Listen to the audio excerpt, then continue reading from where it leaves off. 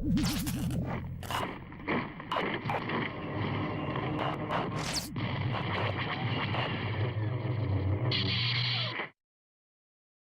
everyone, Legend of Remnant here. It feels good to finally be able to make a decent video after a long while.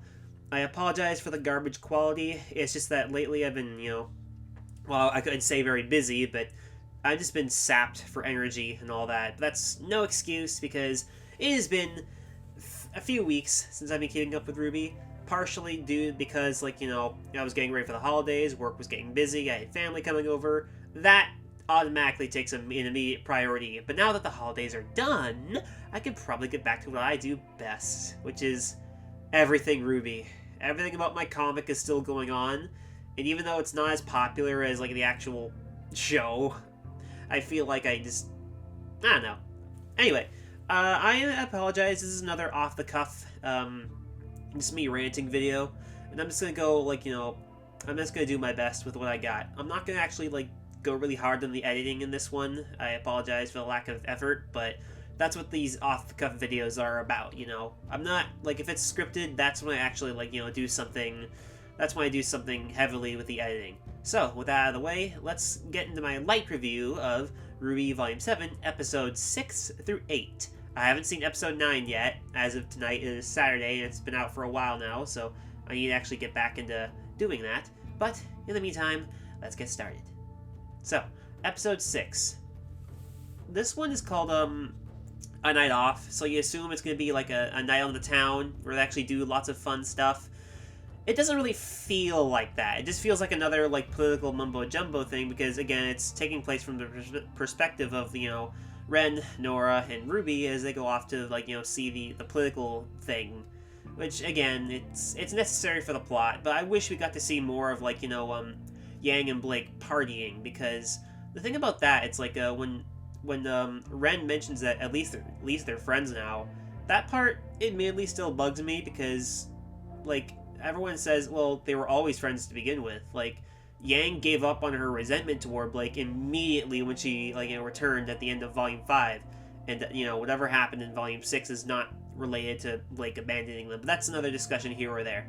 So, but I am glad that Blake and Yang are bonding again. They're having a good time with each other. It's really good. I just wish we got to see that in the actual show with the dancing they were doing.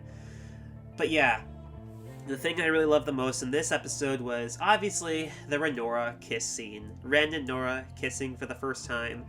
RWBY has always been good with kisses. So they've always been good with that. And it feels like a great moment. Sometimes when you're in a relationship, all you can do is just go with your gut feeling and just kiss that person because they mean that much to you. And that was a really powerful scene because, yeah, it was really sweet. Because, again, yeah, Ren, he was never really good at talking. So, again, Nora was the one that took the energy out of both of them in the relationship, relieving, Ren none. And it's really hard for people, to have been really close friends since childhood for them to be, in a lover-couple relationship because they don't want to damage any of it. But when Nora wants none of that, she actually, it's new territory for both of them. So they do what they naturally do what's best. They trust their feelings, and that's, that's a really powerful message. Sometimes, talking won't cut it. Sometimes you gotta just trust your feelings and just, yeah. That was a really beautiful scene. I really like that. No complaints there. Okay, but one thing that does bug me about this one is, during the election, I don't know how Jacques was, voted the way he was with his reputation. I don't know how he was voted for that much. Admittedly, the politics about this volume, it's not that very engaging. But at the same time, it's certainly way better than Star Wars prequels level of execution. I'm not saying, politics are everyone's forte. Nobody likes politics at the end of the day. I don't have a proper understanding of politics either. And I'm not saying Miles and Carrie don't. What I'm saying is maybe it just wasn't as engaging. But to be fair, though, I do love that, Mantle is struggling compared to Atlas. And Ironwood, even though he has been, quote-unquote, making sacrifices, he doesn't care. He's been living the good life. Why should he, put himself in everyone else's shoes and all that? But that's, the politics thing. The thing is, I like what they're going with it, I like they're actually trying to make an effort with the politics. It's just I just don't think it, like, you know, it doesn't stand out to me as the more personal character dynamics and all that, which, like, I'm not saying it as a knock against it. What I'm saying it's like, you know, excuse me, sorry. Well, I'm just saying it's like, you know, it's just okay, you know, it's just okay, and I like it for that. But yeah, Penny being framed like Yang was in Volume 3, well, here's my thoughts on that. The bad guys kind of have like, they've been doing that for a while, just framing everything on the good guys, making their, and I like that. It's manipulation. They make, like, you know, our quote-unquote heroes, in this case Penny, Yang, or just, like, you know, people in general, like Ironwood during Volume 3, during the Fall of Beacon, like, they're trying to make it so it looks like the ones in power are the ones, like, you know, like, it's true, the ones in power, they aren't doing a good things with the world, to be honest, but that's my point. It's that, like, you know, it's just it's actually it's a subtle way for the villains to manipulate things into their hands and all that, because that's what it is. It's like they're subtly manipulating things from behind the scenes, from behind the curtain. They're literally the men behind the curtain, and I really like that. That's how you. That's more, and that's why it makes it engaging, because, well, like Maria said herself, why don't people just go back to fighting each other to the death? You know, because not everything could have gotten done, because it's, you know, it's very symbolic of the show's beginning. There will be no victory in strength, and that's something that I really love about that. It's actually, I'm fully thinking that's what happened. But yeah, Penny being framed like Yang was in Volume 3, I don't think it's going to have any consequences in the long term, because Yang's framing in Volume 3 didn't have any consequences in the long term, so why should I care? Plus, again, Penny being returning, it doesn't, like, you know, engage me 100% either, but that goes in Episode 7. Tyrion, he's a garbage character as ever. You know, you'd think that he'd probably be after, like, more so RWBY in this case, just to jeopardize the mission, but, you know, it's just, I don't really care. I don't really care about Tyrion. I hate him. He's a garbage character, in my opinion. So, Episode 7. Ironwood, he is going severely off the deep end. Not only, like, you know, like, he looks bad now. He looks really bad. Mantle, he's making Mantle suffer more, which ironically is what the bad guys want, because, well, like, he really wants, like, you know, he really wants Robin Hill found. And, you know, he's going off the deep end. He's absolutely going off the deep end because, like, the bad guys are making him look bad. Mantle already hates him as it is, so now he has to make Mantle suffer more just so then he can get to Robin. Because, like, you know, I potentially see him to become a traitor, because I defended Ironwood saying, yeah, he won't become a traitor, but, like, you know, he will struggle. And I'm glad that came true. Like, he is struggling, but in my opinion, I think, you know, he could potentially just go berserk. He already has, to an extent. He's considering declaring martial law. That is, like, that's not something to be taken lightly. He has to, like, it's crazy. And also, this is my opinion, this is something I find fascinating. I think when the secret is revealed about Salem, like, you know, when Salem is immortal, I think that'll be the straw that absolutely breaks the camel's back even further, because, well, that's the thing. It's, if RWBY just told him at the beginning, and I believe this was intentional. I know RWBY had her reasons, and they're good reasons, I'm not gonna lie. But the thing is, that's the thing. What's ironic, it's that, and I'm saying this is the good quality of the writing, I'm saying this in favor of the writing. If she just told him at the beginning, things might have turned out better.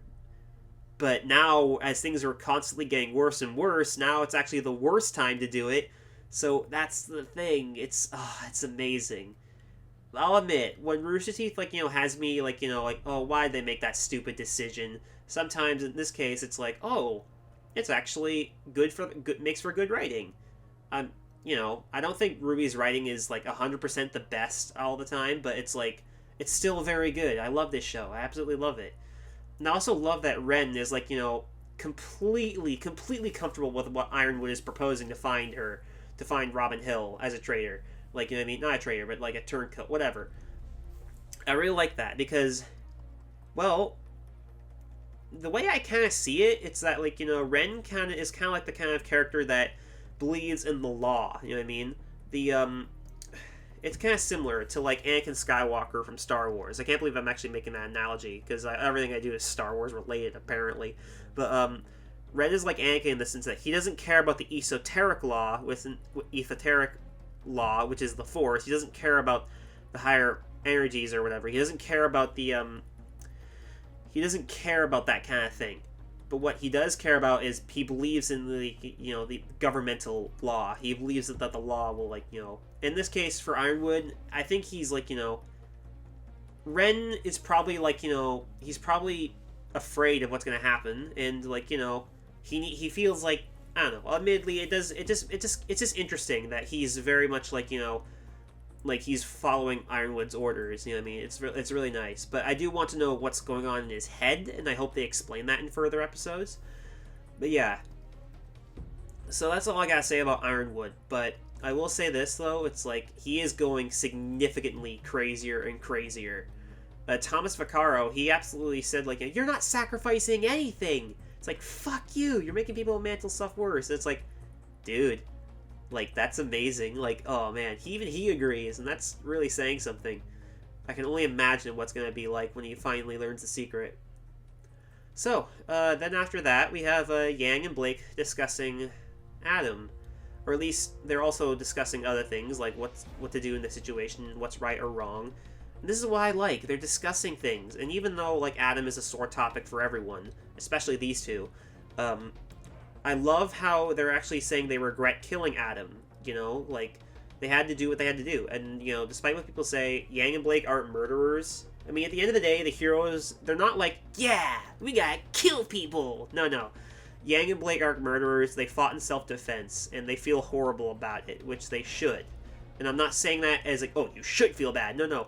I'm saying that anyone would, I would. You know what I mean? It's this is the kind of stuff that makes me glad that Rooster Teeth and Miles and Carey are behind the writing process, because if this were any other company, if this was if somehow if somehow Funimation took the reins of RWBY, they wouldn't have scenes like this, because this is my opinion. This is Miles and Carey not necessarily responding to the quote-unquote backlash of Volume 7, because this was probably already production before the events of Volume 7's release, but I do believe that, that this was, I firmly believe that they, I firmly believe that this is their, take on the whole thing. They preemptively, they know their audience is what I'm saying. They understand us and what we're discussing. And I really like that. And also, Yang and Blake bonding in ways outside of Blake leaving them and addressing that. You know what I mean? I really like seeing, because one of the things I was preaching about was Yang and Blake could, bond and develop their relationship, which they have been doing in this quote-unquote relationship, or friendship, is because they're doing it in other ways that's not just me wanting to hear them talk about why did you leave us, you know what I mean? Like them just addressing it. I still think they should have. I personally think they should have, and it still bugs me, but I'm happy with it regardless, because I love Bumblebee. I love how people ship Bumblebee together. I just don't like preemptive ships, but that's a whole different situation. I don't want to get into that. The thing about Penny and her father, it was so clear that Watts was in that picture frame when what's his name was hiding his thumb, using his thumb to hide his face. It was so obvious. If they just showed that Watts was there in the beginning, that's more subtle, because the audience pieces the things together already, which they eventually revealed it was him at the end, but with the thumb already there, it's implied that he's hiding something. It's yeah, that's Watts. That's not really subtle. And, RWBY, it has some scenes that are subtle, some that aren't, and that's but to be fair though, I am very cynical right now because I am a very depressed person, but that's neither here nor there. I don't really care much about the Penny stuff. I mean, I love Penny, but they shouldn't have brought her back. They really shouldn't have, and I might even make a video about this later, but I gotta wrap this up. So, the Robin chase scene, I really like it. It was very high octane, as I like to call it. It was very high-paced, and these fight scenes are pretty good. They're on levels of Monty now, in my opinion. They are absolutely fast and stunning. I almost have to rewatch the entire, chase scene just to just to tell what the hell was happening. And this is my personal opinion with how things are going right now, especially with probably how episode 8 is going to go, because I've already seen it, but not episode 9, but episode 8. With how things are going down in that episode, the Schnee family manor, I believe that sharing the truth with Robin Hill could make things potentially worse, and this was completely unintentional by Blake and Yang. So it's actually really interesting, and I bet they're the ones that's going to hide this truth from everyone. This whole volume is about truth and lies. It's amazing, because the last one is about a reveal of truths and lies. And Ironwood and Oscar talking about the relic of time and responsibility, that was a waste of time, in my opinion. I think like all RWBY volumes have that one scene where they're just talking about things, and it goes nowhere. It doesn't really take anything away from it. I didn't really feel like there was anything to take away from that. So, moving on to episode 8. Klein being fired hurts me. It's sad that he's gone. It is really sad. Also, there's a Velociraptor on the hood of that car. I think that's a reference to something that Rooster earlier did with a Velociraptor. I'm not sure what it was, but whatever. The party seemed a bit typical. Like, there's always a fat lady in a dress, singing opera music, and, when she has food spilled on her, but who cares? I like chubby girls. But at the same time, though, it's just a fancy little party. I just wish the characters actually wore something different to the party, but I don't mind their combat gear. It's pretty cool. They don't have the crew at RWBY. They don't always have the time to make different costumes for everyone, Besides, it wasn't really that much of a situation where they were invited to dinner to eat with them. It's more like, hey, you're the bodyguards, It's like, the meeting was a political drama, like in the actual boardroom meeting or dining room, but it was filled with tension, and I really liked that. And for once, we actually got to see Winter lose her composure towards her father under her boss. That was so satisfying to see. Winter has always been known for keeping herself composed, under control, and just showing a level of authority, and what's the word? Like she's a higher level of class than most people. Even though when she no longer considers herself a Schnee in the family name, she still acts, like she's above other things and everything else is beneath her. But in this case, when she loses her composure, it takes a lot to lose her composure, and her father made it snap easily. I really love that. Also, okay. The scene with Weiss and her mother is by far the best scene in the entire volume, alongside the Winter Maiden scene with Winter and Weiss. Really, the Schnees are the heroes of this story. If you think, not heroes, but they have the best story arc in this, because even though we never saw Weiss's mother in Volume 4, just because we didn't see her doesn't mean she's not there. Jacques probably didn't allow Weiss to see her, or maybe she was gone at the time. We don't know. But from what Weiss has told us, just Willow Schnee. By the way, I noticed that all the women in the Schnee family, including Whitley, all their names begin with a W. I just want to let you guys know that. But because even though we never saw Weiss's mother, that doesn't mean she wasn't there. And even then, her father probably got in the way of things and why she wasn't there at the time. But she conveys this aura of sadness, abuse, and remorse. But at the same time, you can see that she has pride and hope for her daughters. And she's just so proud of her daughters for doing what she can't, breaking away from the Schnee family name. Because that's all she has left. And the abuse that she probably suffered at the hands of Jacques and how horrible everything else was there, that is handled way better than Adam. Seriously, I'm not joking here. I'm not being sarcastic. I'm being serious. Like, Jacques obviously slapping Weiss, that's abusive. But the thing about Jacques, it's that I've realized that, he's a piece of shit character, yeah, but his abuse is a lot more subtle than that. I really like this. Obviously it's terrible, but it's amazing. He's subtle. That's what I like about it. He's obviously pure evil. We know that much for sure. But it's still more subtle than shouting and throwing a tantrum like Adam. Anyway, but yeah, that's what I really love about Willow. I think the reason why she hasn't relinquished the family name is because she's a true-blooded Schnee, and she can't leave the house because that's all she has left. I mean, yeah, her daughters left, but she still loves them. You could tell that Weiss and Willow love each other. Same thing with Weiss and Winter, but she can't leave because, well, yeah, Jacques just married her for the Schnee family name, and that must be the most hollow feeling in the world. That her family is broken apart. That it's just amazing.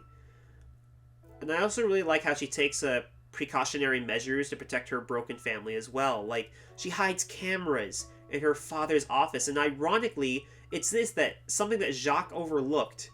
Jacques never knew about, and that's probably what's gonna, like, pin the evidence on Watts for being in there, and we're finally gonna know what's happening. It's subtlety like this that I'm looking for in this show. And that's I just love it so much. This is where real subtlety comes from. Subtlety. That's just amazing.